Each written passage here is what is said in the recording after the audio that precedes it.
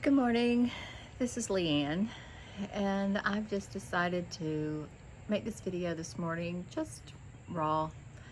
This is me. I don't like to put makeup on every day.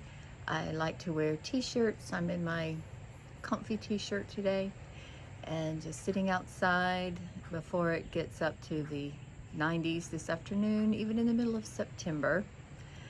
And I got to be me. I want to tell you a story about my husband and I. Today is our 7th anniversary. This is my second marriage and his third, and it seems to be working well. But I want to tell you a little fun story about how we met, and I just want to admit that this is hard. Yesterday I made a video about the 7 mistakes that you make when you're trying to lose weight, and one of the reasons that I made that video is because I was experiencing and going through some of those mistakes, but also realizing how they apply to everything. You know, I really wanted to grow this YouTube channel, and it's going very slowly. It's only been a week since I've been recommitted back to doing this. But boy, last night I wanted to give up and just say, you know, it doesn't matter, none of this matters. But I want to be more doing what I want to do. I don't want to tell you how to lose weight. I don't want to tell you how to live your life. I honestly just want to document what is going on with me, because when I look back at pictures of myself and look back at videos that I've made over time, I see all these different changes and these ups and downs, and I want to be more aware of those. I've had a lot of issues with my mental health over the years, and I realized that the only record I really have with those is some of the journaling that I've done. And when I look back at those, sometimes they're really scary. And I'm so happy that I'm in a good place right now mentally. I'm in a good place physically. I'm so grateful and cannot believe how my body is not hurting like it has been for the last several years. I kept telling myself I'm too young to feel this way. I'm too young to be in so much pain. And, you know, and I've said that I was blaming myself for it. You know, it's because I'm not moving enough. It's because I'm overweight. Just all of this stuff. And that guilt and shame just added to the physical pain that I was experiencing. And today, I'm up again with no pain, and I'm so grateful. I don't ever want to take that for granted. So I just want to be me. As I said, I don't want to tell you how to do anything. I'm just going to record these videos. If it's just for my documentation only, that's fine. It doesn't matter how many views it gets. It's just a record that I have, because what I really enjoy doing is telling stories. I'm not working at the moment, and that sometimes gets me really down. In the past, when I've been in between jobs, it has really weighed on me, and I felt so guilty. My husband has never complained about it. He's never said anything negative to me about, you know, when I'm not working. He just wants the best for me. And again, I am so eternally grateful to him, and for, you know, for not making me feel pressured or anything like that. So I feel like life isn't supposed to be hard. And I hate that our society is set up in a way that makes it so hard. So many people are working jobs that they hate so much, but they, you know, keep going because, of course, it pays the bills. You have to have money to run in this society. I know that. I understand that. But I also step back and I look at the big picture, you know, and we're going to die at some point. Everybody's going to die. That's the one thing we all have in common. We're all going to end this life at some point. And 50 years from then, after you've passed away, 100 years from then, who's going to remember what job you had? Now I'm not saying go out and quit your job or anything like that. I wished, if I had to do things over again, when I was in school, I would tell myself, be a lawyer, be an attorney, be a doctor, be something that matters, that has enough, that matters to people, and something that I enjoy, that I feel like is fulfilling. And the last few jobs that I've had, I've just thought, what is the point? It's not serving anybody.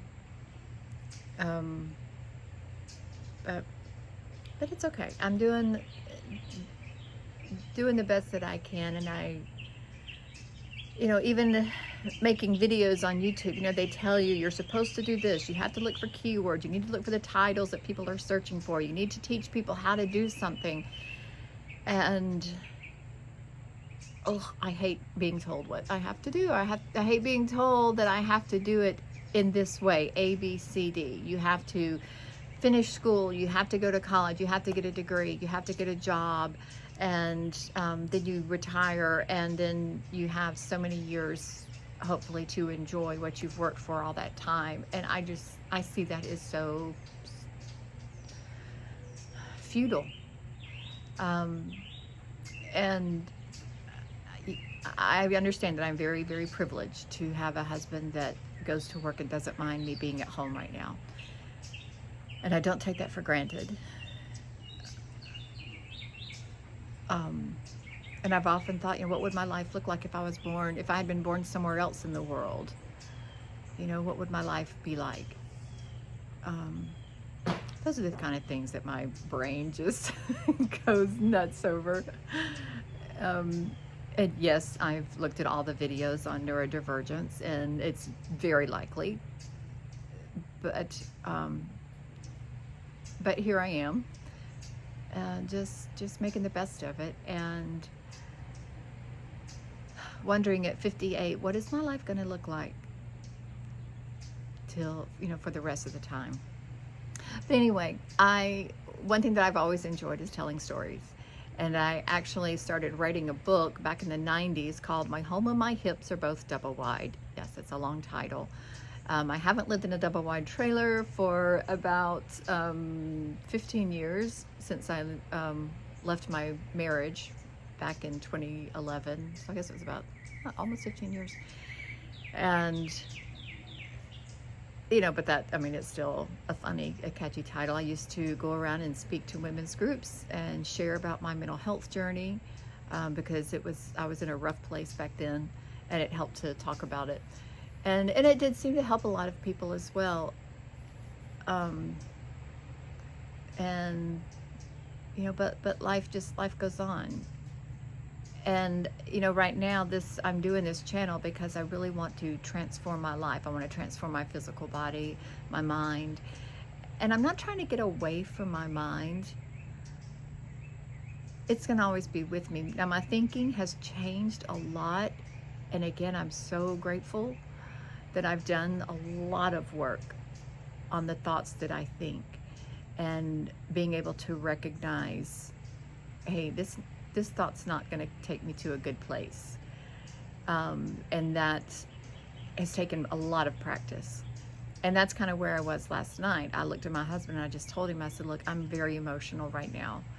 But I didn't have a breakdown. I didn't spiral out, which is what I've done so many times in the past. But I told him, how I was feeling, and I went and got in the bathtub for a while and just relaxed. And it helped a lot, because I know that my thoughts can quickly spiral out of control to a very negative place. And when possible, I want to recognize that and say, hey, is there someplace else we can go? So where it used to bottom out, or my thoughts would just, why am I here? I'm not making a difference. nobody will miss me, this kind of thing. Now it doesn't drop, it doesn't bottom out. I can just go to, wow, I'm not feeling good. I'm not, if I continue down this way, it's not going to go well. So I can catch it and not fight it off, but just let it drift, and it will take me to a better place if I just allow that to, to just kind of calmly acknowledge it. I see you. I see that negative place, and you're okay. You're safe, and that has helped me a ton. So this book that I was writing, My Home and My Hips Are Both Double Wide, was a collection of essays of funny stories, things that had happened with raising my kids in the 90s and their adventures that they were on. I've got 4 children, and my husband has 3. His youngest lives with us, but I haven't, had any part in their upbringing. His son he's lived with us for 7 years, 9 actually, because we were together 2 years before that. So yeah, I've had a good part, I guess, in his upbringing, but it was different, and that's something that I want to document for myself later, because that was very interesting adventure to go on. But today is our 7th anniversary. We got married in the backyard of this house that we're in right now. And a friend of mine from work had gotten ordained online, and she had married some friends, and she said she'd be happy to marry us. And so she did. My husband's family from England flew over, and so that was awesome. And my husband's niece came over, and she was in her mid-20s, I guess, and it was hilarious because my son, who had just recently gotten married, in fact, just a few months prior, was at the wedding, and this niece was going around offering everybody tea. She was trying to make herself useful and was asking, who wanted a cup of tea? Would you like a cup of tea? And so my son said, sure, I'll take a cup of tea. And I went over and I said, do you like tea? Do you drink hot tea? And he said, no, but I figure if an English girl offers you hot tea, you're supposed to take it. So she was so sweet to bring a cup of tea for everyone. When my husband and I go out sometimes, I will tease him. I haven't done this in a while, but when we're at the grocery store or something, he'll be checking out, and people will comment, well, where are you from? And he always says, I'm from Georgia. And I'll say, would you stop using that English accent? Nobody believes you. Stop faking it. You're just making fun of me. Would you stop? And he would, give me a dirty look. And then we would go on, and it would just confuse the heck out of the server or the cashier, going, okay, which one of these are British? Are they both British? So just something stupid that I enjoyed having fun. But we met online. The year that I got divorced, I had decided I left the marriage and I wasn't interested in meeting anybody for at least a year. I needed to do a lot of work on myself. I had a lot of baggage, a lot of healing that needed to be done. And so, and more, it took more than a year, don't get me wrong. But I wanted to at least set aside that first year, not to think about anybody else but myself for a while. And so that's what I did. And then after about a year or so, I thought, okay, I just want to meet some new people. Excuse me, ants are getting on my feet. I just want to, see what's out there and just, have some fun. And so I opened up a couple of dating sites. Match.com was one of them. And so I started having some dates with some people and met some wonderful folks for over about 4 years. Nothing was ever serious. There was a couple of them that I went out with kind of seriously for a little bit, but I knew it wasn't anything that had long-term potential. So, I just was doing my thing, like I said, having a good time.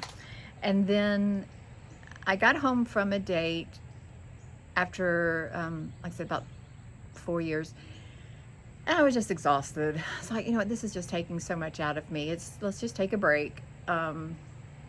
So I got home from this date and opened my phone, and I was just about to close my accounts down.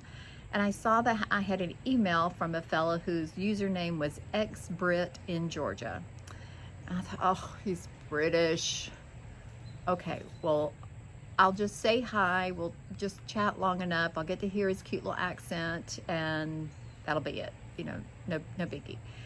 So I messaged him back, and we started messaging that night and started, going back and forth. And so eventually I gave him my number, and I said, let's just text. And so we were texting, and when I had left my marriage, I had been so sheltered. I had no idea what music was popular. I didn't listen to a lot of music or anything. And I had asked my daughter, because she's always had been in the big music scene, who was popular, what was some music to listen to. And one of the bands that she had mentioned, because she likes indie music, and she had mentioned this British band called the 1975. And when I was talking to this fella, this ex-Brit in Georgia, he brought up this band. And I said, oh my gosh. And I called him right away. And I said, how do you know about the 1975? Nobody knows about this band. and he said, no, I'm British. I enjoy the British music. And he doesn't really talk like that, by the way. His British accent's different, and I can't do it. But so we started chatting, and he did have just the cutest way about him. But as we were talking about, he was living in one town called Warner Robins, Georgia, and I was living in another town, which was about an hour and a half away, and maybe not quite that far, but it was a good ways away. And he said, I think I know where you live. Red flag. What are you talking about? How would you know where I live? And he described it, and he said, you said you lived here, and in this particular town. And I said, how would you know that? And he said, well, from what you were saying, from what you were telling me, I had told him what my history was and stuff. And he said, no. He said, I used to live in that town, and I brought my daughter to your house for your daughter's birthday. And I said, are you kidding me? And I started, going back in my memory file, trying to remember, when would I have seen this British guy at my house? And then it clicked, and it came to me.